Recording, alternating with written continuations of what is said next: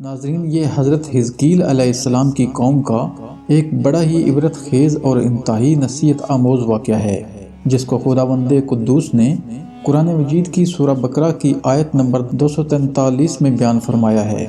حضرت حزقیل علیہ السلام حضرت موسیٰ علیہ السلام کے تیسرے خلیفہ ہیں جو منصب نبوت پر سرفراز کیے گئے۔ حضرت موسیٰ علیہ السلام کی وفات اقدس کے بعد آپ کے خلیفہ اول حضرت یوشع بن نون علیہ السلام ہوئے، جن کو اللہ تبارک و تعالیٰ نے نبوت عطا فرمائی۔ ان کے بعد حضرت کالب بن یوحنا علیہ السلام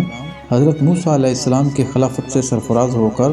مرتبہ نبوت پر فائز ہوئے۔ پھر ان کے بعد حضرت حزقیل علیہ السلام حضرت موسیٰ علیہ السلام کے جانشین اور نبی ہوئے۔ حضرت حزقیل علیہ السلام کا لقب ابن العجوز یعنی بڑھیا کے بیٹے ہے، اور آپ ذوالکفل بھی کہلاتے ہیں۔ ابن العجوز کہلانے کی وجہ یہ ہے کہ یہ اس وقت پیدا ہوئے تھے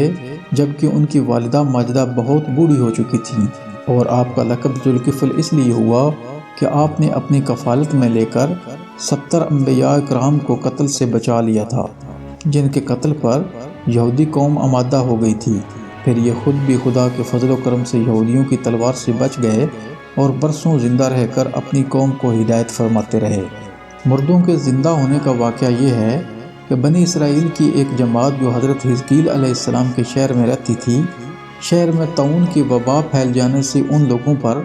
موت کا خوف سوار ہو گیا، اور یہ لوگ موت کے ڈر سے سب کے سب شہر چھوڑ کر ایک جنگل میں بھاگ گئے اور وہیں رہنے لگے۔ تو اللہ تعالیٰ کو ان لوگوں کی یہ حرکت بہت زیادہ ناپسند ہوئی، چنانچہ اللہ تعالیٰ نے ایک عذاب کے فرشتے کو اس جنگل میں بھیج دیا، جس نے ایک پہاڑ کی آڑ میں چھپ کر اور چیخ مار کر بلند آواز سے یہ کہہ دیا کہ موتو، یعنی تم سب مر جاؤ۔ اور اس مہیب اور بھیانک چیخ کو سن کر بغیر کسی بیماری کے بالکل اچانک یہ سب کے سب مر گئے، جن کی تعداد 70,000 تھی۔ ان مردوں کی تعداد اس قدر زیادہ تھی کہ لوگ ان کے کفن و دفن کا کوئی انتظام نہ کر سکے، اور ان مردوں کی لاشیں کھلے میدان میں بے گور و کفن 8 دن تک پڑی پڑی سڑنے لگیں، اور بے انتہا تعفن اور بدبو سے پورے جنگل بلکہ اس کے اطراف میں بدبو پیدا ہو گئی۔ کچھ لوگوں نے ان کی لاشوں پر رحم کھا کر چاروں طرف سے دیوار اٹھا دی تاکہ یہ لاشیں درندوں سے محفوظ رہیں۔ کچھ دنوں کے بعد حضرت حزقیل علیہ السلام کا اس جنگل میں ان لاشوں کے پاس گزر ہوا، تو اپنی قوم کے 70,000 انسانوں کی اس موت ناگہانی اور بے گور و کفن لاشوں کی فراوانی دیکھ کر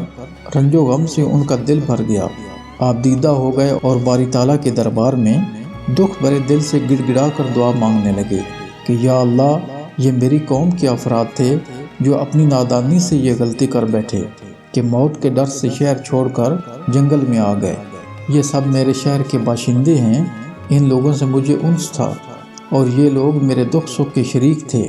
افسوس کہ میری قوم ہلاک ہو گئی اور میں بالکل اکیلا رہ گیا۔ اے میرے رب، یہ وہ قوم تھی جو تیری حمد کرتی تھی اور تیری توحید کا اعلان کرتی تھی اور تیری کبریائی کا خطبہ پڑھتی تھی۔ آپ بڑے سوزے دل کے ساتھ دعا میں مشغول تھے کہ اچانک آپ پر یہ وحی اتر پڑی کہ اے حزقیل، آپ ان بکھری ہوئی ہڈیوں سے فرما دیجئے کہ اے ہڈیوں، بے شک اللہ تعالیٰ تم کو حکم فرماتا ہے کہ تم اکٹھا ہو جاؤ۔ یہ سن کر بکھری ہوئی ہڈیوں میں حرکت پیدا ہوئی، اور ہر آدمی کی ہڈیاں جمع ہو کر ہڈیوں کے ڈھانچے بن گئے۔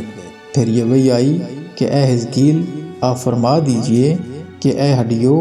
تم کو اللہ کا یہ حکم ہے کہ تم گوشت پہن لو۔ یہ کلام سنتے ہی فوراً ہڈیوں کے ڈھانچوں پر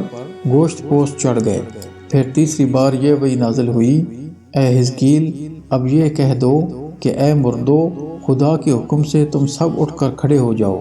چنانچہ آپ نے یہ فرما دیا، تو آپ کی زبان سے یہ جملہ نکلتے ہی 70,000 لاشیں دم زدن میں ناگہاں یہ پڑھتے ہوئے کھڑی ہو گئیں کہ سبحانک اللہم و بحمدک لا الہ الا انت۔ پھر یہ سب لوگ جنگل سے روانہ ہو کر اپنے شہر میں آ کر دوبارہ آباد ہو گئے اور اپنی عمروں کی مدت بھر زندہ رہے، لیکن ان لوگوں پر اس موت کا اتنا نشان باقی رہ گیا کہ ان کی اولاد کے جسموں سے سڑی ہوئی لاش کی بدبو برابر آتی رہی، اور یہ لوگ جو کپڑا بھی پہنتے تھے وہ کفن کی صورت میں ہو جاتا تھا، اور قبر میں جس طرح کفن میلا ہو جاتا تھا ایسا ہی میلا پن ان کے کپڑوں پر نمودار ہو جاتا تھا۔ چنانچہ یہ اثرات آج تک ان یہودیوں میں پائے جاتے ہیں جو ان لوگوں کی نسل سے باقی رہ گئے ہیں۔ بنی اسرائیل کے اس محیر العقول واقعہ سے پتہ چلتا ہے کہ آدمی موت کے ڈر سے بھاگ کر اپنی جان نہیں بچا سکتا، لہذا موت سے بھاگنا بالکل ہی بیکار ہے۔ اللہ تعالیٰ نے جو موت مقدر فرما دی ہے وہ اپنے وقت پر ضرور آئے گی، نہ ایک سیکنڈ اپنے وقت سے پہلے آ سکتی ہے نہ ایک سیکنڈ بعد آئے گی۔ لہذا بندوں کو لازم ہے کہ رضائے الہی پر راضی رہ کر صابر و شاکر رہیں، اور خواہ کتنی ہی وبا پھیلے یا گمسان کا رن پڑے، اطمینان و سکون کا دامن اپنے ہاتھ سے نہ چھوڑیں، اور یہ یقین رکھیں کہ جب تک میری موت نہیں آتی مجھے کوئی نہیں مار سکتا اور نہ میں مر سکتا ہوں، اور جب میری موت آ جائے گی تو میں کچھ بھی کروں، کہیں بھی چلا جاؤں، بھاگ جاؤں یا ڈٹ کر کھڑا رہوں، میں کسی حال میں بچ نہیں سکتا۔